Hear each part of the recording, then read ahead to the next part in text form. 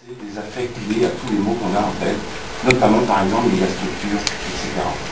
Vous arrivez à nous rendre ces lubies plus ou moins utopiques, disons des années 70, en fait vous êtes en train de nous les rendre proches. Parce que vous êtes pratiquement, moi je crois qu'on en a parlé, la partie on était d'accord, c'est pas du tout utopique. Justement, c'est pas utopique. Ça me semble absolument pas utopique. Ça me semble au contraire une réponse extrêmement facile à mettre en œuvre pour peu qu'il y ait un peu de courage politique à un moment ou à un autre. Pourquoi? Et là, je dirais que c'est pas un projet pour moi en 3 dimensions, c'est un projet peut-être en plus de dimensions. J'en rajouterais par exemple une 4e, qui est la dimension économique. De ce point de vue-là, la langue grise, le serpent gris, je trouve parfait. Absolument parfait. Parce qu'il est clair, il est net, il représente l'outil, un des leviers possibles d'un maintien d'afflux d'argent, d'un maintien de l'intérêt qu'il y a de tisser le programme et les activités, la mixité dont on parle sans arrêt, dont on se rebat les oreilles en permanence, à essayer de bâtir des fictions structurelles à la con. Là, grâce à Luc Besson et grâce à un réalisme économique, on commence à entrevoir le tissage.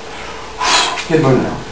5e dimension, le mouvement, parce que la réponse au référentiel hors le champ architectural via Luc Besson, le 5e élément, c'est parfait. 5e élément, il y a je ne sais pas combien de dimensions, combien d'aiguilles à tricoter chez Luc Besson, il y en a 47 000, là il y en a une ou deux, mais on est tellement content de les voir.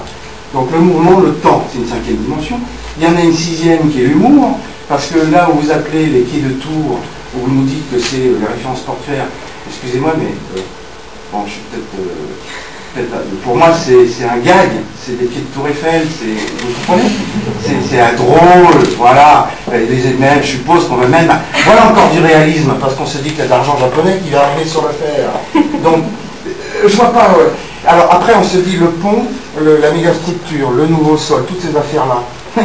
Regardez cette perte, elle a un réalisme incroyable. Non pas du fait qu'on se balade sur un pont, etc. Mais c'est qu'il y a de la masse critique au-dessus. Il y a de la quantité. Donc cette quantité-là, on voit bien qu'elle a un rapport avec la capacité qu'on aurait de percer en dessous. Moi, je ne sais pas, moi ça me va très très bien. Je suis... il y a plein d'autres choses à dire. Oui, alors il y avait aussi l'histoire de Gênes. Je trouve ça super intéressant parce que, en voyant votre projet, je pensais à Gênes. Parce que cette ville, ce port de Gênes est un port qui est enfin, bon, etc. Dans son histoire, Gênes a accepté son port. L'activité portuaire de Gênes et la nuisance a fait que la ville s'en est protégée par une barrière. La ville descendait sur le port, mais n'accédait pas au port. Et cette barrière était praticable par le dessus comme une terrasse. Ça veut dire que, vous voyez, il y avait déjà Luc Besson à Gênes il y a 3 siècles. Vous comprenez? C'est ça qui est fort. Et je trouve que vous êtes en train de nous raconter ça aujourd'hui à Gennevilliers en lui donnant une épaisseur incroyable. Donc voilà, il y a d'autres choses, mais peu importe.